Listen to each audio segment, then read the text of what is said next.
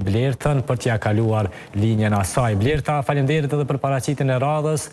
na tregos se cilat janë zhvillimet e fundit nga kjo qendër e votimit, nga ku po raporton.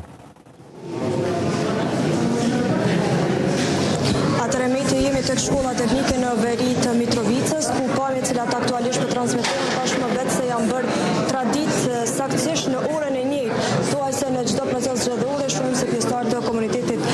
serb në Mitrovicën e Veriut vinë të organizuar dhe i drejtohen kështu në këtë lloj forme qendrave të votimit, përfshirë për këtu edhe këtë shkollë teknike, ku po zhvillohet procesi zgjedhor. Praktika të tilla i kemi parë vazhdimisht dhe kanë qenë në fakt subjekt diskutimi nga organizata që monitorojnë zgjedhjet,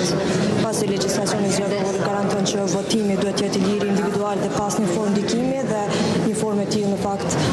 është kundërshtuar dhe është cilësuar si e kundërligjshme. Shohim se ka një fluks të madh të qytetarëve të komunitetit serb që kanë ardhur, në fakt janë mbledhur nga sheshi Cavllazar e kanë vazhduar në mënyrë grupore që të vinë tek kjo qendër e votimit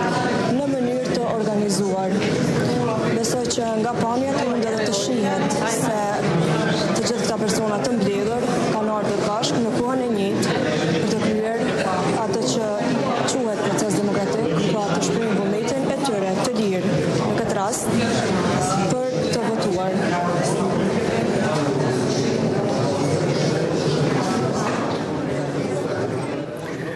Faleminderit Blertës për këtë raportim të radhës, po jemi duke i parë aktualisht edhe pamjet nga